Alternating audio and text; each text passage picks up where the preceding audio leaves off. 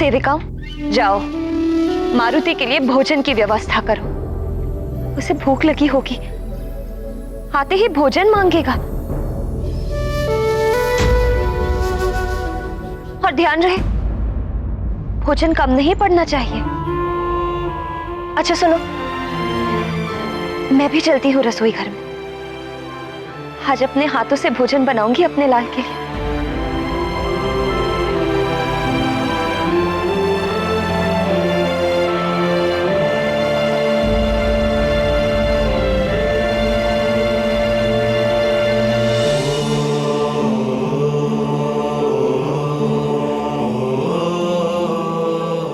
हे करुणा के सागर, हमारे पुत्र की रक्षा कीजिए प्रभु।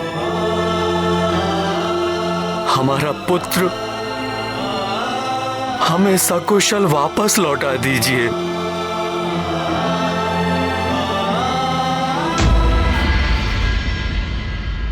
संभालिए अपने आप को केसरी जी। ऋक्षराज जी, भगवान शिव शंकर की आप सब पर असीम कृपा है।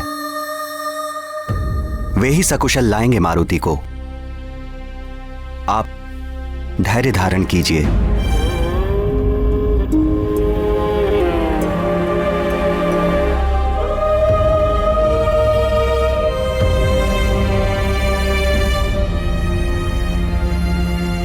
धैर्य कैसे धारण करूं महाराज ऋक्षराज? ये भवन दिन रात मारुति की खिलखिलाहट से गूंजता रहता था। वो मधुर मुस्कान, वो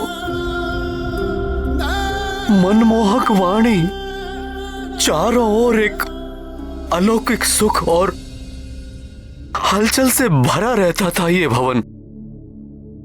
और आज देखिए कितना सन्नाटा पसरा हुआ है ऋक्षराज जी। केसरी जी, इस संकट की घड़ी में यदि आप ही धैर्य खो देंगे तो देवी अंजना को कौन संभालेगा?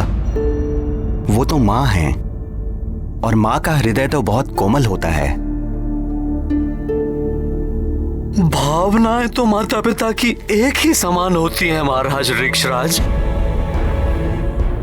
किंतु पिता को कठोर बनने का दिखावा करना पड़ता है। मुझे भी मारुति की सुरक्षा की उतनी ही चिंता है। सत्य कहा आपने, पुरुष कर्तव्यों से बंधा होता है, जबकि नारी की ममता को कोई भी सीमा और कोई भी बंधन बांध नहीं सकता है। यदि आपने धैर्य खो दिया तो सब कुछ बिखर जाएगा, इसलिए आपको तो धैर्य रखना ही होगा।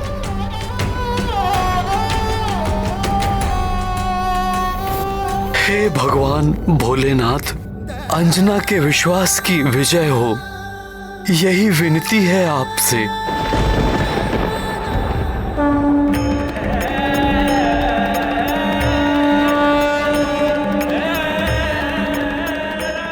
क्षमा करे त्रिदेव, अबोध नहीं, उद्दंडी था ये बालक।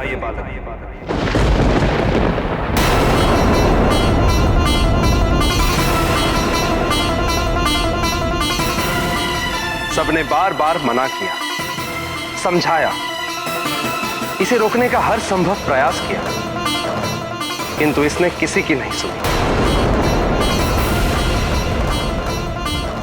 आज तक संसार में मर्यादा का इससे बड़ा उल्लंघन कभी नहीं हुआ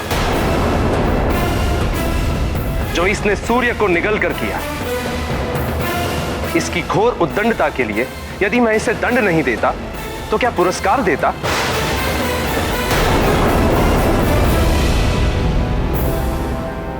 हे जगत पालक, अब आप ही बताइए, मर्यादा तोड़ने वाला एक उद्दंडी बालक आपके मर्यादा अवतार श्री राम का सहायक कैसे हो सकता है? हे भोलेनाथ, आप तो आशुतोष हैं, शीघ्र ही संतुष्ट हो जाते हैं, किंतु एक बात भी समझिए, वायुदेव इस बालक को इसलिए जीवित करना चाहते हैं क्योंकि ये वचन देकर आए हैं इसकी मां को।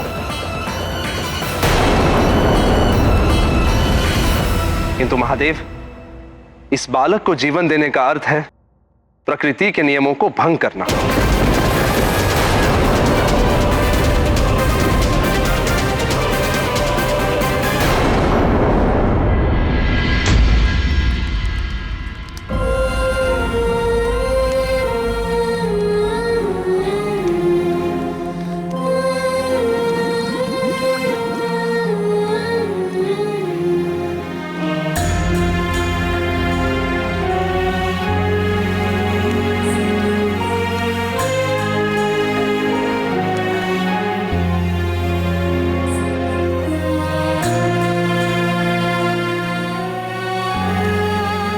अरे तुम सब ऐसे क्यों खड़ी हो वहां? मारुति अभी आता ही होगा। आते ही भोजन मांगेगा तो क्या कहोगी? पहले भी उसकी भूख शांत नहीं कर पाई, इसीलिए अबोध मारुति सूर्य को फल समझकर खाने चला गया। दोबारा अगर ऐसा हुआ ना तो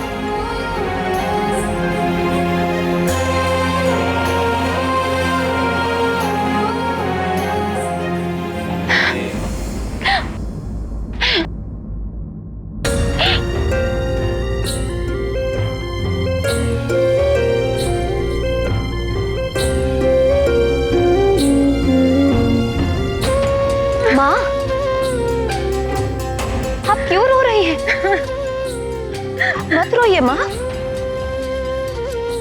मारुति आएगा।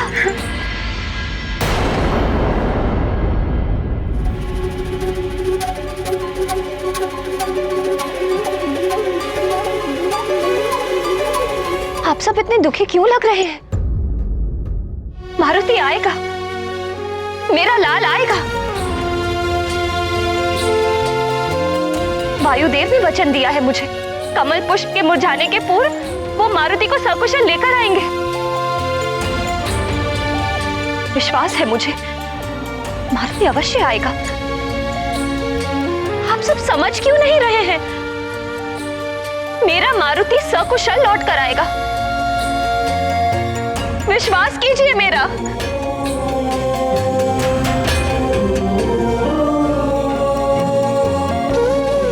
आपको तो विश्वास है ना मेरी बात पर? तुम्हें विश्वास है ना हमारा मारुति सकुशल लौटेगा? तो तुम्हारे विश्वास पर मुझे भी पूर्ण विश्वास है। तुम्हारी ममता खींच लाएगी हमारे मारुति को हमारे पास। तुम्हारा असीम वात्सल्य तुम्हारे सूने आंचल को फिर से भर देगा। मुझे विश्वास है अंजना, हमारा मारुति सकुशल लौट आएगा।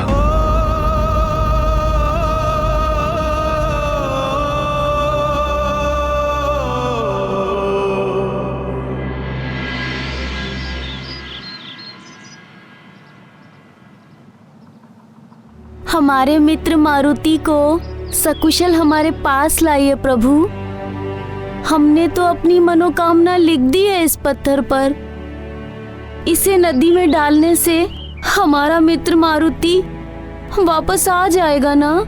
अवश्य आएगा हमारा मित्र मारुति। तुम्हें स्मरण है ना सुशील, पहले भी हमने अपनी मनोकामना पत्थर पर लिखकर इसी प्रकार प्रवाहित की थी, तब भी हमारी मनोकामना पूर्ण हुई थी। सत्य कह रहे हो तुम। चलो प्रवाहित करते हैं। हे प्रभु, हमारा मारुति जहाँ भी हो हमारे पास सकुशल लौट आए। उसके बिना हमारा मन कभी भी नहीं लगता। हमारी मनोकामना पूर्ण कीजिए। भोले मारुति के भोले मीत, देखो करे प्रार्थना विनीत। मित्र हमारा लौट के आए, कोई न उस पर संकट छाए। मन माना करते थे उल्लास, मांगा करते थे अवकाश। पत्थर पर लिख लिख कर इच्छा, मांगे आज एक ही भिक्षा। मित्र हमारा लौट के आए, कोई न उस पर संकट छाए। बस इंद्रदेव, नियमों की दुहाई देकर आप अपने अपकृत्य और अन्याय को उचित ठहराने का प्रयास मत कीजिए। मारुति कोई असुर नहीं है, ना ही उसने आप पर आक्रमण किया था जो आपने उस पर वज्र प्रहार कर दिया। इस समस्त सृष्टि को सुचारू रूप से चलाने का उत्तरदायित्व मेरा है देवी।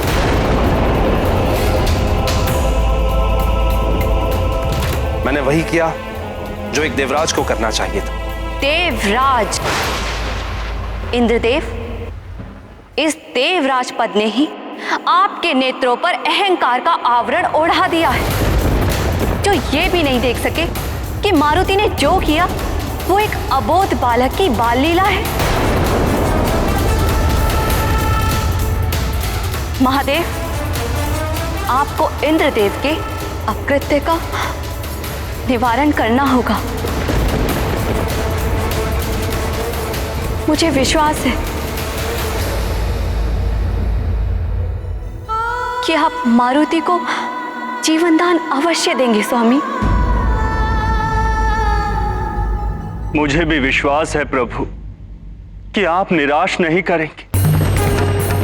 विधान का पालन तो सबको करना होता है वायुदेव। यदि महादेव को नियम भंग करने होते तो वो भी देवी सती की मृत्यु के पश्चात उन्हें भी जीवित कर सकते थे, किंतु उन्होंने ऐसा नहीं किया।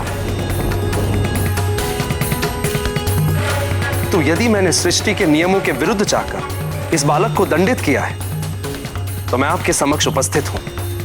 भस्म कर दीजिए मुझे।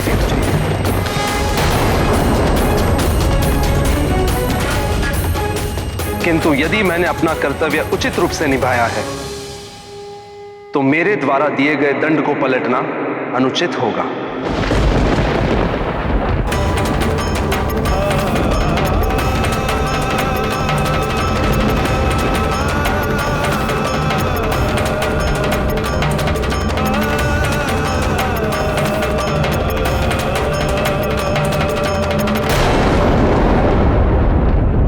दंड का विधान न बनाया होता वायुदेव तो कोई भी नियम भंग करके प्रकृति को उथल पुथल कर सकता था। सृष्टि कभी भी सुचारू रूप से चल ही नहीं सकती थी। इसलिए इंद्रदेव के द्वारा दिए गए दंड को पलटना है, मारुति को जीवनदान देना है। तो इंद्रदेव की सहमति के बिना ये हो ही नहीं सकता।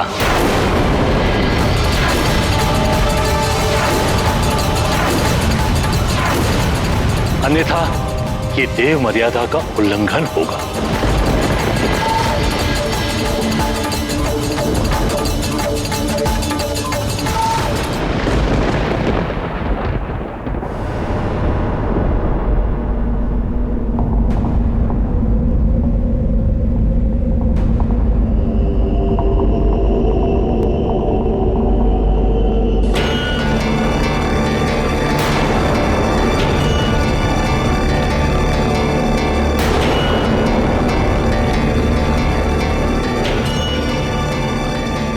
हे भोलेनाथ, रक्षा करना मेरी मारुति की।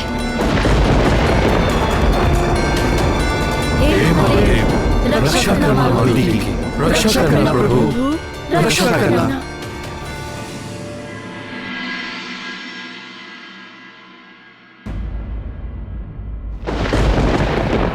मारुति मेरा अंश है,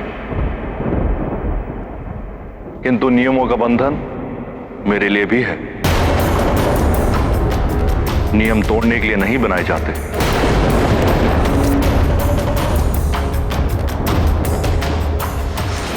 मुझे आपसे ऐसी ही आशा थी त्रिदेव। इंद्रदेव, नियम तो कड़े ही होने चाहिए, किंतु उनमें उदारता और दया का भी स्थान होना चाहिए। नियम मात्र संहिता की पोथियां बनकर रह जाएंगे या हत्या और शक्ति प्रदर्शन के उत्तम साधन बनकर रह जाएंगे। इतना तो मैं भी जानता हूं देवेश्वर, अन्यथा आज देवराज पद पर सुशोभित नहीं होता। शांति और सुव्यवस्था बनाए रखने के लिए दंड के भय का बना रहना आवश्यक होता है। यदि मैंने अपना निर्णय पलटकर इस बालक को जीवन दान दिलाया, तो फिर इस पूरे संसार में मेरे दंड से कोई भी भयभीत नहीं होगा। उचित, आप सब बंधे रहिए अपने अपने नियम से, किंतु उदारता और दया का स्थान जिस नियम में ना हो, उस नियम को मानने वाले भी हृदयहीन और भावनाहीन होते हैं। उन्हें औरों की पीड़ा का एहसास तब होता है जब तक वो स्वयं उस पीड़ा का अनुभव ना कर लें।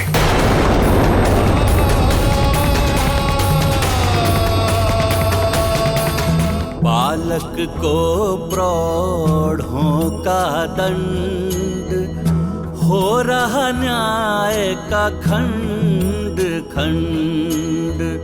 त्रिदेव हो गए हैं मौन, इंद्राभिमान तोड़ेगा कौन।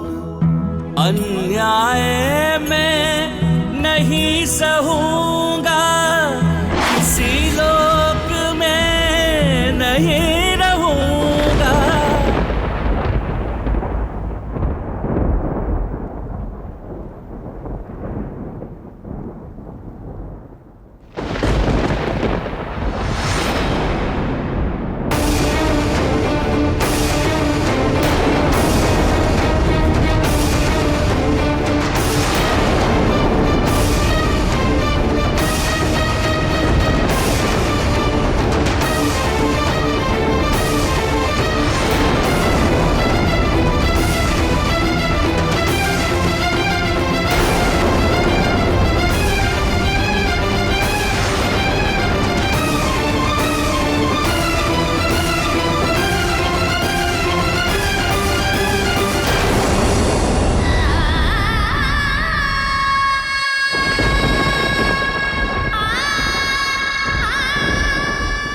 करुणा की मूर्ति है तो सहनशीलता की देवी है।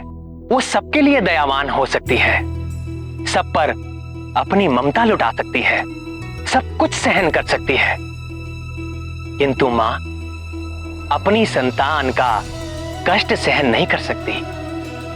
संतान को होने वाली तनिक सी भी पीड़ा मां के लिए अपार वेदना के समान होती है।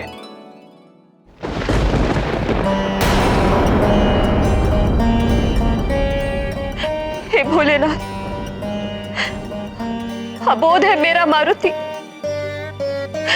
उसकी रक्षा करना। यदि उससे कोई अपराध हो गया हो तो बालक समझकर क्षमा कर देना उसे प्रभु। बहुत छोटी आयु का है मेरा मारुति, इसीलिए उसे भले बुरे का ज्ञान नहीं है।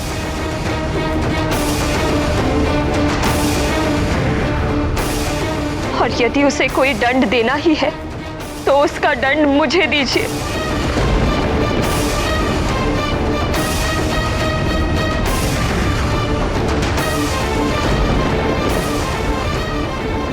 मैं प्रस्तुत हूं, किंतु मेरे मारुति को कोई कष्ट मत दीजिए।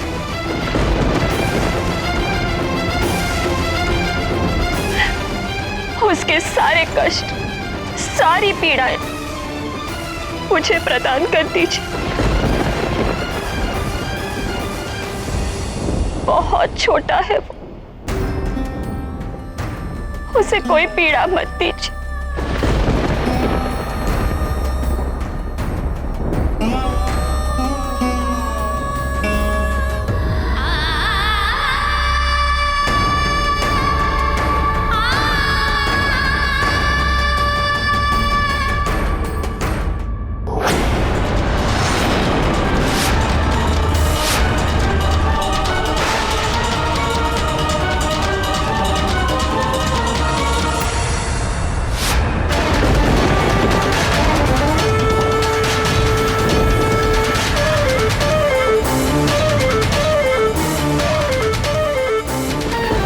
वायुदेव, इस पुष्प के मुरझाने से पूर्व आपके पुत्र मारुति को सकुशल आपके समक्ष लेकर आऊं। नहीं, कमल मुरझा गया।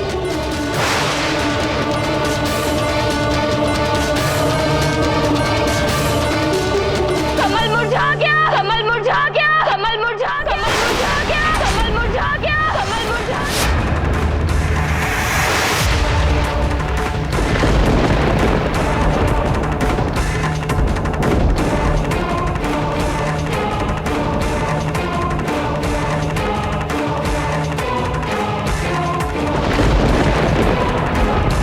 रुद्रांश के दर्शन हो जाते हैं और वो स्वयं मारुति के मुंह में समा जाते हैं। देवराज इंद्र मारुति पर वज्र का प्रहार कर देते हैं। मुझसे रुष्ट हो गया पुत्र, मेरे पास क्यों नहीं आ रहे? मैं आपको वचन देता हूँ देवी कि मैं वायुदेव इस पुष्प के मुरझाने से पूर्व आपके पुत्र मारुति को सकुशल आपके समक्ष लेकर आऊं। आपने जगत के कल्याण के लिए काल को पुनः जीवन दान दिया था, आप मारुति को भी जीवन दान दे दीजिए प्रभु। हे त्रिदेव, ये संसार आपकी कृपा से चलता है। सृष्टि के कण कण में आप वास करते, आपके लिए कुछ भी असंभव नहीं।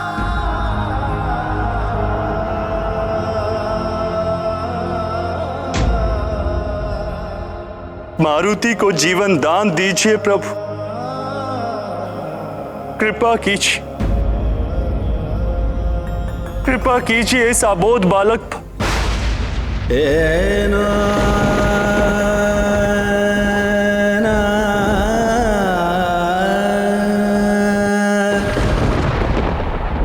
प्रणाम देवगण।